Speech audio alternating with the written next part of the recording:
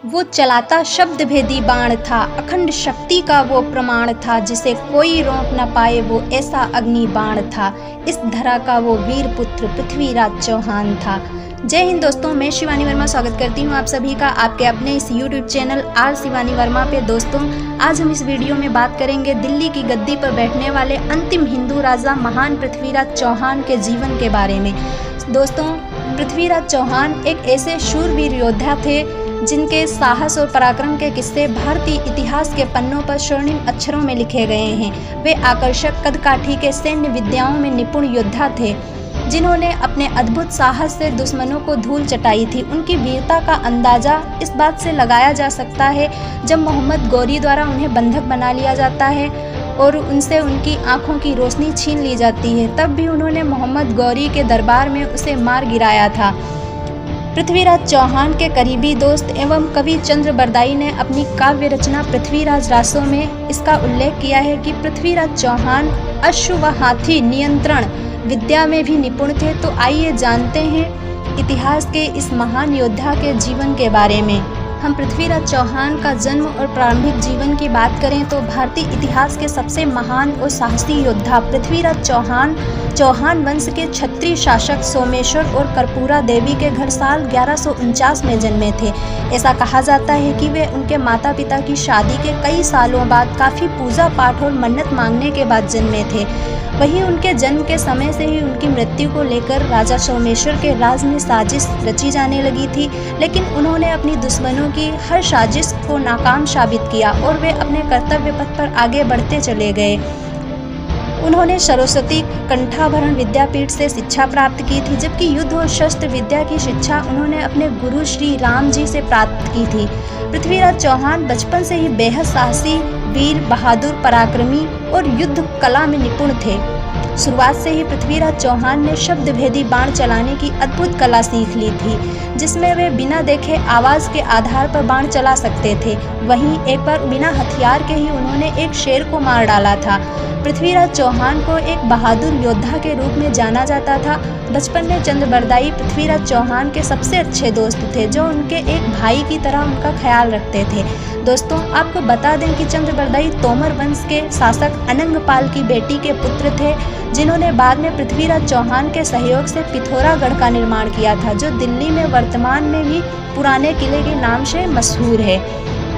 दोस्तों, एक शासक के रूप में पृथ्वीराज चौहान की क्या भूमिका थी, अब हम इसके बारे में बात करते हैं। पृथ्वीराज चौहान जब महज 11 साल के थे तभी उनके पिता सोमेश्वर की एक युद्ध में मौत हो जाती है, जिसके बाद वे अजमेर के उत्तराधिकारी बनाए जाते हैं। वे एक आदर्श शासक की तरह अपनी प्रजा की सभी उम्मीदों पर खरे उतरते हैं। इसके अलावा पृथ्वीराज चौहान ने दिल्ली पर भी अपना सिक्का चलाया। दरअसल उनकी मां कर्पूरा देवी अपने पिता अनंगपाल की इकलौती बेटी थी, इसलिए उनके पिता ने अपने दामाद और अजमेर के शासक सोमेश्वर चौहान से पृथ्वीराज चौहान की प्रतिभा को भांपते हुए अपने साम्राज्य का उत्तराधिकारी बनाने की इच्छा प्रकट की थी। इसके तहत साल 1166 में उनके नाना अनंगपाल की मौत के बाद पृथ्वीराज चौहान के राज सिंहासन पर बैठे और कुशलतापूर्वक उन्होंने दिल्ली की सत्ता संभाली। एक आदर्श शासक के तौर पर उन्होंने अपने साम्राज्य को मजबूती देने के कार्य किए और इसके विस्तार करने के लिए कई अभियान चलाए और वे एक वीर योद्धा एवं लोकप्रिय शासक के तौर पर पहचाने जाने लगे। दोस्तों, अगर हम उनका वैवाहिक जीवन की बात करें तो पृथ्वीराज चौहान और राजकुमारी संयोगिता की अमर प्रेम कहानी है। कहा जाता है पृथ्वीराज चौहान और रानी संयोगिता की प्रेम कहानी की लोग आज भी मिसाल देते हैं और उनकी प्रेम कहानी पर कई टीवी सीरियल और फिल्में भी बन चुकी हैं, क्योंकि दोनों ही एक दूसरे से बिना मिले एक दूसरे की तस्वीरों से प्रेम कर बैठते हैं। पृथ्वीराज चौहान के अद्भुत साहस और वीरता के किस्से हर तरफ थे। वहीं जब राजा जयचंद की बेटी संयोगिता ने उनकी बहादुरी और आकर्षण के किस्से सुने तो उनके हृदय में पृथ्वीराज चौहान के लिए प्रेम भावना उत्पन्न हो गई और वे चोरी छुपे गुप्त रूप से पृथ्वीराज चौहान को पत्र भेजने लगीं।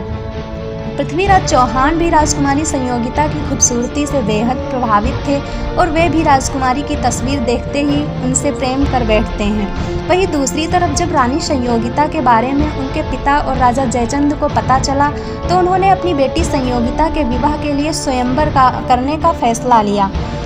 सबको उन्होंने निमंत्रण दिया, लेकिन जयचंद ने पृथ्वीराज चौहान को सभा में आने का, स्वयंवर में आने का निमंत्रण नहीं दिया। वहीं इस दौरान राजा जयचंद ने समस्त भारत पर अपना शासन चलाने की इच्छा के चलते अश्वमेध यज्ञ का आयोजन भी किया था। इस यज्ञ के बाद ही रानी संयोगिता का स्वयंवर होना था। वहीं पृथ्वीराज चौहान नहीं चाहते थे कि क्रूर और घमंडी राजा जयचंद का भारत में प्रभुत्व हो, इसलिए उसने राजा जयचंद का विरोध भी किया था, जिससे राजा जयचंद के मन में पृथ्वी के प्रति घृणा और भी ज़्यादा बढ़ गई थी। जिसके बाद उन्होंने अपनी बेटी के स्वयंवर के लिए देश के कई छोटे बड़े महान योद्धाओं को न्योता दिया, लेकिन पृथ्वीराज चौहान को अपमानित करने के लिए उन्हें न्योता नहीं भेजा और द्वारपालों के स्थान पर पृथ्वीराज चौहान की तस्वीरें लगा दी। वहीं पृथ्वीराज चौहान जयचंद की चालाकी को समझ गए और उन्होंने अपनी प्रेमिका को पाने के लिए एक गुप्त योजना बनाई। बता दें कि उस समय हिंदू धर्म में लड़कियों को अपना मनपसंद वर चुनने का अधिकार था। वहीं अपने स्वयंवर में जिस भी व्यक्ति के गले में माला डालती थी वो उसकी रानी बन जाती थी। वहीं स्वयंवर के दिन जब कई बड़े बड़े राजा अपने सौंदर्य के लिए पहचानी जाने वाली राजकुमारी संयोगिता से विवाह करने के लिए शामिल हुए, वहीं स्वयंवर में जब संयोगिता अपने हाथों में वरमाला लेकर एक एक कर सभी राजाओं के पास से गुजरी और उनकी नज़र द्वार पर स्थित पृथ्वीराज चौहान की मूर्ति पर पड़ी, तब उन्होंने द्वारपाल बने पृथ्वीराज चौहान की मूर्ति पर हार डाल दिया, जिसे देखकर स्वयंवर में आए सभी राजा खुद को अपमानित महसूस करने लगे। पृथ्वीराज चौहान अपनी गुप्त योजना के मुताबिक द्वारपाल की प्रतिमा के पीछे खड़े थे और तभी उन्होंने राजा जयचंद के सामने रानी संयोगिता को उठाया और सभी राजाओं को युद्ध के लिए ललकार कर वे अपनी राजधानी दिल्ली चले गए। दोस्तों, इसके बाद राजा जयचंद गुस्से से आग बबूला हो गए और इसका बदला लेने के लिए उनकी सेना ने पृथ्वीराज चौहान का पीछा किया, लेकिन उनकी सेना महान पराक्रमी पृथ्वीराज चौहान को पकड़ने में असमर्थ रही। वहीं जयचंद के सैनिक पृथ्वीराज चौहान का बाल भी बांका नहीं कर सके।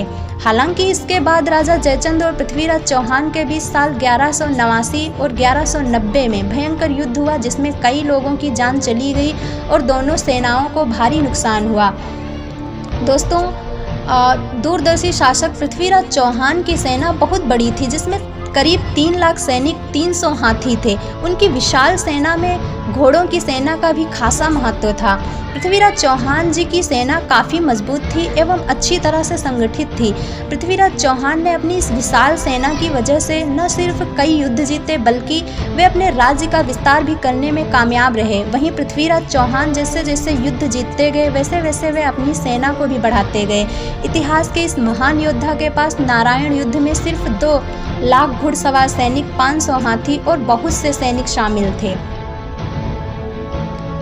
दोस्तों, अब हम बात करते हैं परमवीर योद्धा पृथ्वीराज चौहान और मोहम्मद गौरी का पहला युद्ध।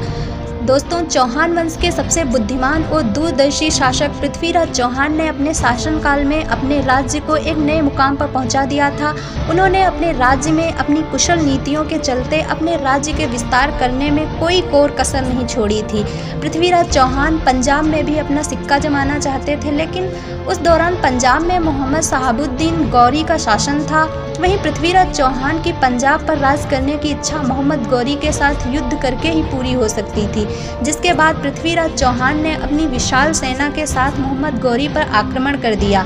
इस हमले के बाद पृथ्वीराज चौहान ने सरहिंद, सरस्वती, हांसी पर अपना राज स्थापित कर लिया, लेकिन इसी बीच अनहिलवाड़ा में जब मोहम्मद गौरी की सेना ने हमला किया तो तब पृथ्वीराज चौहान का सैन्य बल कमजोर पड़ गया, जिसके चलते पृथ्वीराज चौहान को सरहिंद के किले में अपना अधिकार खोना पड़ा। दोस्तों, वीर योद्धा पृथ्वीराज चौहान ने मोहम्मद गौरी को 16 बार पराजित किया था, लेकिन हर बार उन्होंने उसे जीवित ही छोड़ दिया था। वहीं पृथ्वीराज चौहान से इतनी बार हार जाने के बाद मोहम्मद गौरी मन ही मन प्रतिशोध से भर गया था। वहीं जब संयोगिता के पिता और पृथ्वीराज चौहान के सख्त दुश्मन राजा जयचंद को इस बात की भनक लगी तो उनसे मोहम्मद गौरी से अपना हाथ मिला लिया और दोनों ने पृथ्वीराज चौहान को जान से मारने के लिए षड्यंत्र रचा। चलिए दोस्तों, अब हम लेकर चलते हैं आपको 830 साल पहले गजनी के डकैत मोहम्मद गौरी के राज दरबार में, जहां छल से आधी रात को हमला करके सम्राट पृथ्वीराज चौहान को बंदी बनाकर लाया गया है। दोस्तों, पृथ्वीराज चौहान से कई बार पराजित होने के बाद मोहम्मद गौरी अंदर ही अंदर प्रतिशोध से भर गया था, इसलिए बंधक बनाने के बाद पृथ्वीराज चौहान को उसने कई शारीरिक यातनाएं दी थी। एवं पृथ्वीराज चौहान को मुस्लिम बनने के लिए भी प्रताड़ित किया था। वहीं काफी यातनाएं सहने के बाद भी वीर योद्धा की तरह पृथ्वीराज चौहान एक वीर पुरुष की तरह अडिग रहे और दुश्मन के दरबार में भी उनके माथे में किसी भी तरह की शिकन न थी। इसके साथ ही वे अमानवीय कृत्यों को अंजाम देने वाले मोहम्मद गौरी की आंखों में आंखें डालकर पूरे आत्मविश्वास के साथ देखते रहे, जिसके बाद गौरी ने उन्हें अपनी आंखें नीचे करने का आदेश दिया, लेकिन इस राजपूत योद्धा पर तनिक भी इसका प्रभाव नहीं पड़ा, जिसको देखकर मोहम्मद गौरी का क्रोध 7वें आसमान पर पहुंच गया और उसने पृथ्वीराज चौहान की आंखें गर्म सलाखों से जला देने का आदेश दे दिया। दोस्तों, वहीं इस प्रतियोगिता में शब्द भेदी बाण चलाने के उस्ताद पृथ्वीराज चौहान ने अपने मित्र चंद्र बरदाई के दोहे 4 बांस 24 गज अंगुल अष्ट प्रमाण ता ऊपर सुल्तान है मत चूको चौहान के माध्यम से अपनी यह अद्भुत कला प्रदर्शित की और भरी सभा में पृथ्वीराज चौहान ने चंद्र बरदाई के दोहे की सहायता से मोहम्मद गौरी की दूरी और दिशा को समझते हुए गौरी के दरबार में ही उसकी हत्या कर दी।